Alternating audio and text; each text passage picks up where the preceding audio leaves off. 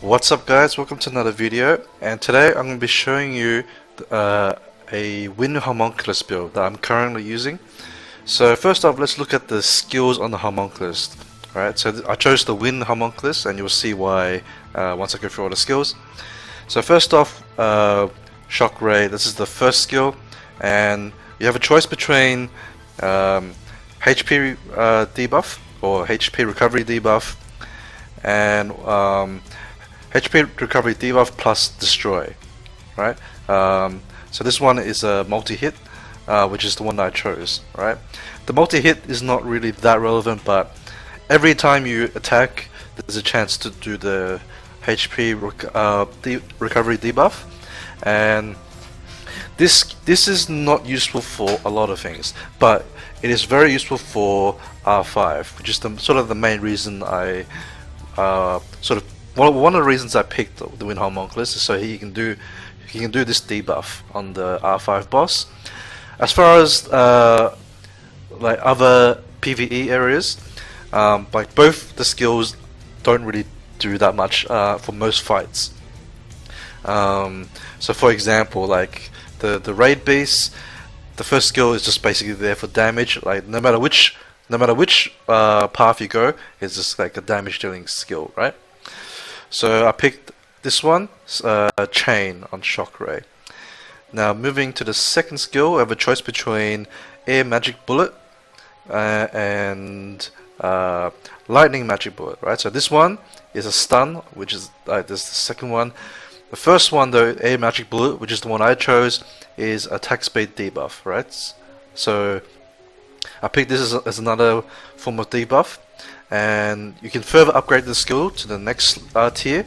And so there's a choice for Air Magic Bullet for either branding or Chain, right? So Chain is another multi-hit. If you're trying to build like a Necro Homunculus, then you could probably build it like with this Chain ability, right? So you have Chain on both first and second skill, and therefore you have you have more multi-hits. You have a slow debuff, which is very nice. It's a max harmful effect rate as well, and yeah, multi-hits on both skills. But I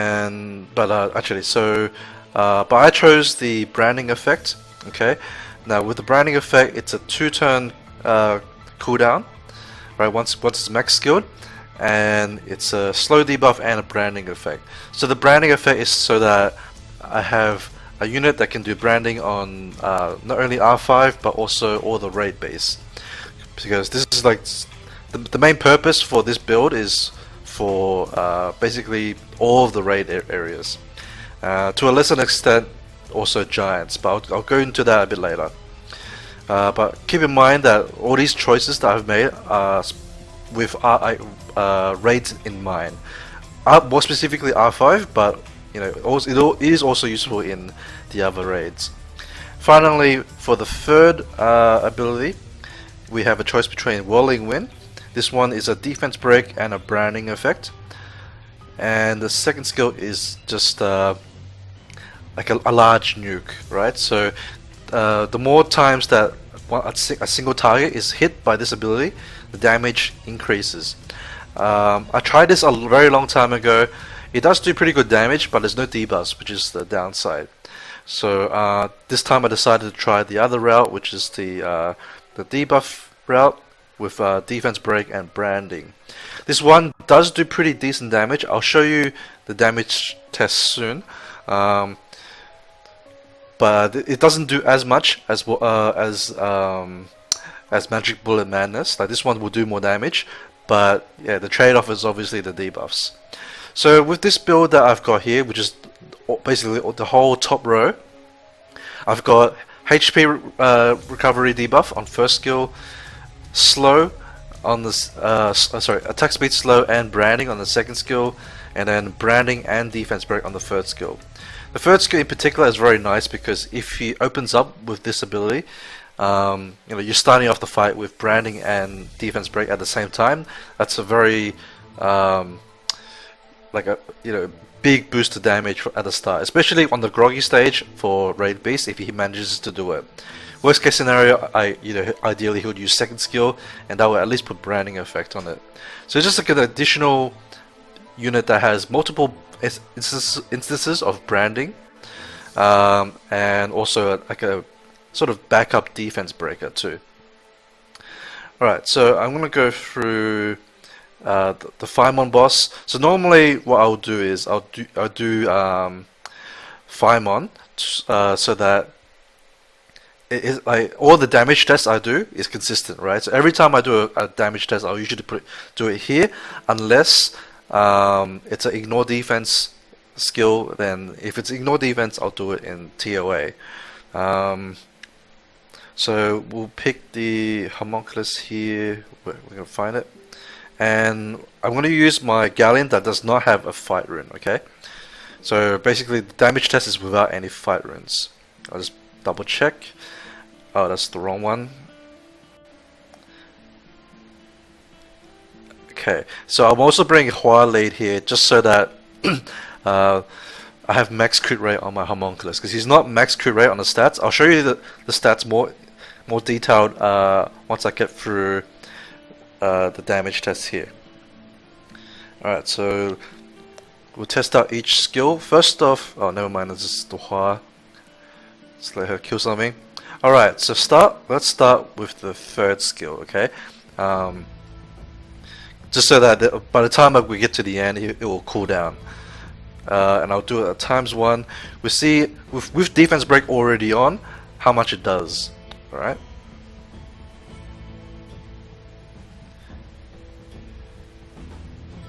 Okay, so that was something like 45k at damage, thereabouts, maybe between 40 to 45, if I noticed that properly. Obviously the damage would depend on whether he lands the branding straight away. We can also test. We'll just test the second skill, right? So this one is branding as well. Only single target damage. So obviously, if he doesn't have defense breaker already on it, then he won't do as much damage. Okay, so that was about 7k. In multiples, right? So let's just we'll get time to loop back up so we can see how much damage it does. Actually, we can just test it without the defense break and see how much it does. Actually, did I use the wrong skill? I might have. Anyway, we'll just we'll retry it. Right, so alright, first skill test on. We'll do it on the far left guy that does not have branding on it. Okay, yeah, I think I used the wrong skill before. So previously it did like 7k times 3. This one did about 6k times 3. So like it's between 18 to 21k. That's not too bad. Alright, we'll try to. Now we should be able to test the second skill. Yeah, second skill without with just defense break and attack buff. 30k. That's not too bad. That's pretty good actually. Alright, I'll have to wait. Oh, I guess it doesn't really matter. Actually, no, I need attack buff. So, alright, we'll get the attack buff. Alright, that was good timing. Good Valen proc. Oh, that was close. Alright. So we'll test this. I'm gonna try like 2 instances. So one, I'm gonna do Whirling Wind with the defense break. Okay, an attack buff here, and I'm gonna redo the stage and show him without any buffs. All right. I'll tell you the reason in a second. Just let me do this. It's like 14, 14, 18, I think, if I caught that correctly. So yeah, but like I'd say it's like 40k plus damage. Alright, so I'm gonna redo it, and I'm gonna do the third skill without any buffs or anything like that. Alright, so and the reason I'm doing it is because I want to see how much damage he does when he's like opening up with the skill, right? Because a lot of the time, like you know, sometimes your attack buffer might not buff straight away in R5, so you can see how much damage he does with that. 4K, 4K. Alright, so pretty poor, but expected. I think if he actually landed the debuffs during that hit, those 3 hits, then he would do a lot more. But now I'm going to show you real quick in like a couple of different areas where I use him. Alright, so the main areas I would use him in like the various raid beasts. I won't show you like all of them, but I might show you a couple of them. Alright, so I'll use him in I'll show you the teams that I use him in. So this is the water base. Water base on average I'll get like double S with this team. He's good on the water base because he's got elemental advantage, so he's always gonna crit with 88% or like 85% plus crit rate. Also, I should just show you the stats before I keep going. So these are the stats that I'm running him on. He's on a speed, so that a speedy sort of build, so that he can move before my main damage dealers, which are a bit slower. Like my Shaolin is a lot slower than the Homunculus. So these are the runes. They're not fully upgraded or quite yet. Like it's not fully grinded, but all the damage ones are grinded. So that's the main thing. But you can use him on pretty much any set you want. Alright. For me, I'm just using it on Fatal and the Fight because I was able to get the stats I wanted. Okay, and these are the runes. So obviously you just want to stack as much damage as you can. If you're using it in R5, you still need to make it decently tanky, right? I'm running it in a 2-man backline, right? And so in the 2-man backline, I usually recommend about 18k HP. Where possible, the more the better, but I would say like recommend it around 18k if you can. Mine is not quite there yet, but hopefully once I grind up that slot 1, it should help a lot more. And also try to get about 1k defense. I recommend that because like the difference between 700 and 1k defense is huge, right? There's like a big damage difference. So if you can get it up to 1k, it will help a lot with the survivability. And of course, you want to get for raids 81 crit rate if you're running Hua lead. If you are running it in the water beast raid or giants, then you want 85 crit rate so that he's always critting. And if you are using it as like a main unit in like all of the raid beasts apart from the fire one, then you might want to try to bump him up to 100% if you can. But I think it's more efficient to aim for 85 because that way like it covers like quite a few areas. Like you're not wasting too many stats as well. So it covers the R5. It covers giants and water based. For the other beasts, he won't have max crit, but if you're running crit rate lead, then it makes it easier to max crit him. If you're running attack power lead, like I am, at least he's critting most of the time, and as long as your average damage is quite high, it doesn't matter that much if he like doesn't crit all the time. It's just good for consistency's sake. But as long as you don't have to sacrifice too many like attacker substats to get him up that high. And the fight set is to provide a bit of extra utility for the rest of my raid. But it also boosts his own damage too. So if you can put him on a fight, it's even better. Like ideally, I would put him on triple fight because I use him to boost the damage in all my raids. So having him on triple fight would be ideal. But I don't have a good triple fight set for him yet. So I'd just put him on like fatal plus fight. But you can use any mix of sets. Like you can use rage, you can use swift, you can even use like multiple blade sets to make it easier to get the max crit if you need to. Right, so that's the water one. I also use it in the fire based, and this is the team. This is the wind team that I use him in. And yeah, he's mostly there for the debuffs, of course, and he does pretty good damage too. I use him in the light beast with this setup. This setup also does triple S. Actually, I should say the wind beast also does triple S quite often, but occasionally it will go double S.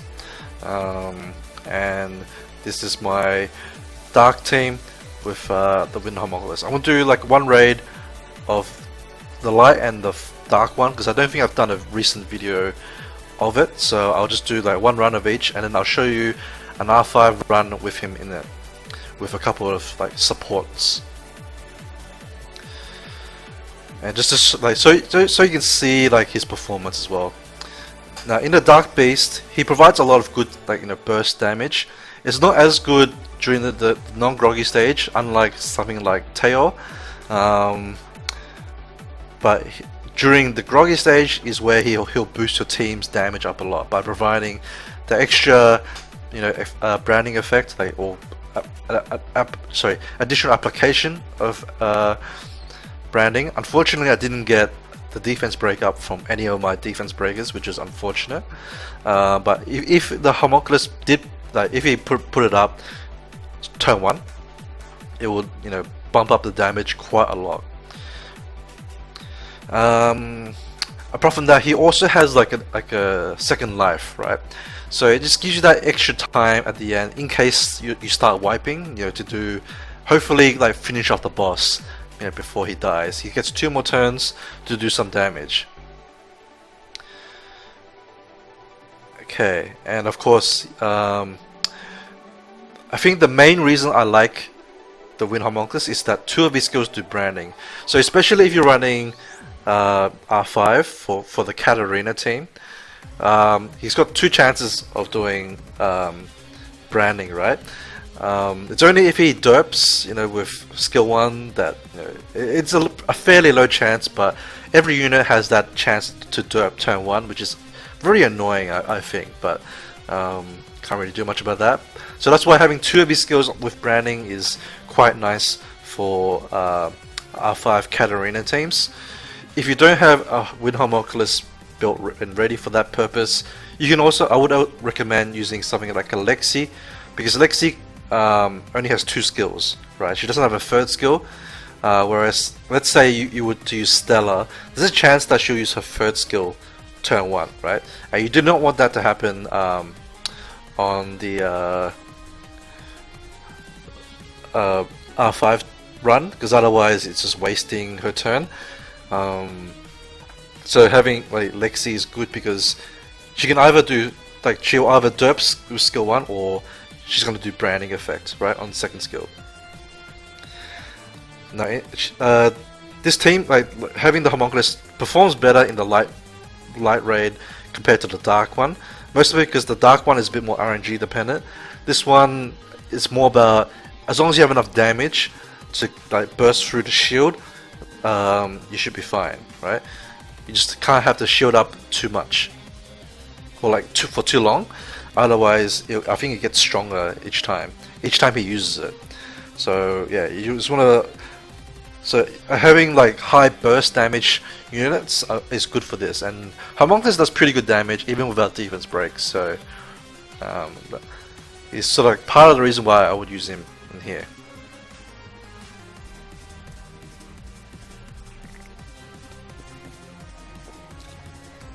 Now, because he also has slow, if other people in your team, in your R5 team, are running attack speed slow, you can sort of use the Homunculus instead of running a Hua, right?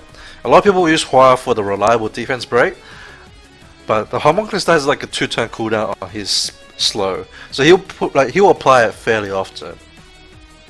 And as long as at least there's 2, like if both of your teammates are running a Hua, that's quite a lot of instances of attack speed slow already. So you can run Homunculus over that, because in my opinion, the Homunculus provides a lot more than Hua does in terms of damage and also debuffs. But if you're the only one using Hua, then you should probably still use Hua for the reliable or more reliable slow, because it's on a skill 1. But that's like another way to sort of improve your team's your whole raid's damage, because if no one's bringing a brander, then you can use the Homunculus to brand. So he's sort of like, for me, like in place of Hua, when I don't need to run Hua for the leader skill. if I have to run the like crit leader skill for the rest of my teammates, then like I'll replace the Wind Homunculus for that. Hopefully someone else will provide branding if that's the case. Alright, so we'll just do one quick R5 run with the Homunculus, and you can probably you'll be able to see his damage. I'll show you in the actual fight itself. I need to switch my team though. Alright, so this is the team that I'll run, and let me find a couple of supports to run.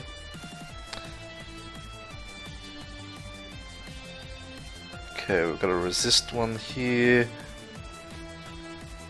and I can't remember who's got crit.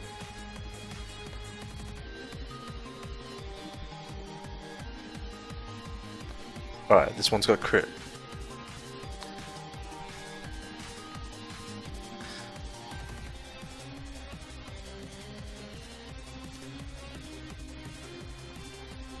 Okay, so this is something that some people may not know, is if you tap on one of your units, you'll see that there's these bars below the units, and so you can see that there's like I'll use the mouse. So you can see that there's these orange bars below the units. This is the amount of damage they're doing, right? So at the moment, my Monkey King is doing the most damage, followed by the Homunculus, right? It doesn't, I believe it doesn't count assists, right? This is pure damage, right? I believe, or at least I'm fairly sure it is.